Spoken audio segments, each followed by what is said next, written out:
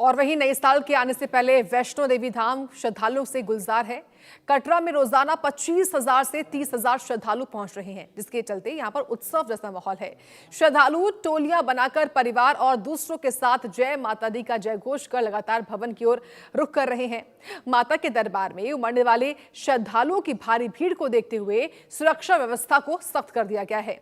मां वैष्णो देवी भवन से लेकर आधार शिविर कटरा तक चप्पे चप्पे पर सीआरपीएफ और जम्मू कश्मीर पुलिस की अतिरिक्त टुकड़ियों को तैनात किया गया है, ताकि किसी भी तरह की घटना को रोका जा सके और श्रद्धालु सुरक्षित और शांतिपूर्ण तरीके से मां के दरबार में जाएं, दर्शन कर पाएं।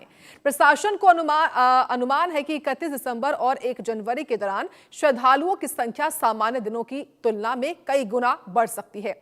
इसी को ध्यान में रखते हुए सुरक्षा एजेंसियां हाई अलर्ट पर हैं।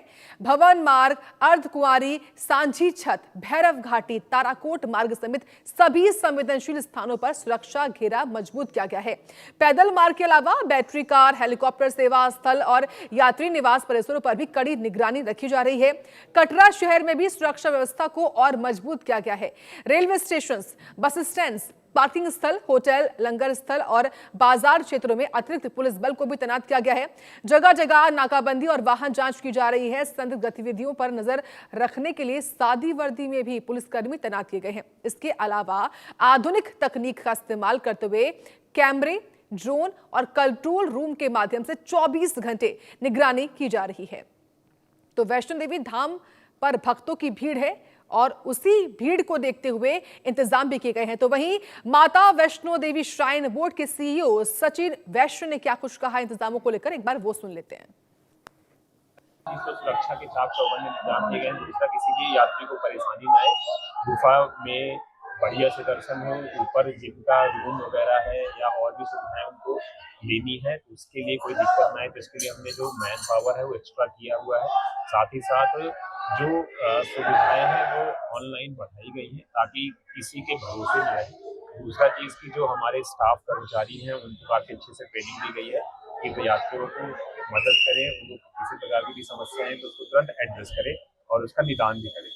हमारी जो यात्रा है इस बार वो लगभग 69 लाख यानी 69 लाख पहुँच चुकी है और पिछले कुछ दिनों से यात्रा में बढ़ोतरी हुई है और कल भी यात्रा लगभग 22,500 के आसपास थी और आज उम्मीद है कि हमारी यात्रा 35,000 के ऊपर जाएगी। तो आपने सुना सीईओ को उनकी ओर से तमाम जानकारियां दी गई हैं। बताया गया कि किस तरीके से प्रबंध यहां पर किए गए हैं श्राइन बोर्ड की ओर से। इसके अलावा ये तस्वीरें देखिए और समझिए कितनी संख्या में लोग पहुंचते हैं, क्योंकि अधिकतर लोग इस वजह से पहुंचते हैं कि वो नए साल की शुरुआत मां के दर्शन और पूजन और उनके आशीर्वाद के साथ कर सके। और हर दिन दर्शन के लिए 30,000 के आसपास की संख्या है भक्तों की। लगभग खुद प्रशासन की ओर से अनुमान भी है कि 25 से 30,000 के आसपास भक्त जो हैं, यानी कि 31 दिसंबर यानी कि आज और आने वाला कल 1 जनवरी को भी भीड़ रहेगी। नए साल पर यहां तक कि 70 लाख भक्तों के भी पहुंचने की उम्मीद जताई जा रही है। भारी भीड़ को देखते हुए भी सुरक्षा व्यवस्था को सख्त किया गया है। आपको बताएं कि चप्पे चप्पे पर अलग अलग हिस्सों में जम्मू कश्मीर के सीआरपीएफ के जवान हो, सामान्य पुलिस हो या फिर जम्मू कश्मीर की पुलिस हो, हर कोई जो है वो या तो वर्दी में है या फिर सादी वर्दी में यहाँ पर नजर आ रहा है, सिविल ड्रेस में नजर आ रहा है, ताकि जो संदिग्ध गतिविधियां हैं उन पर नजर रखी जा सके।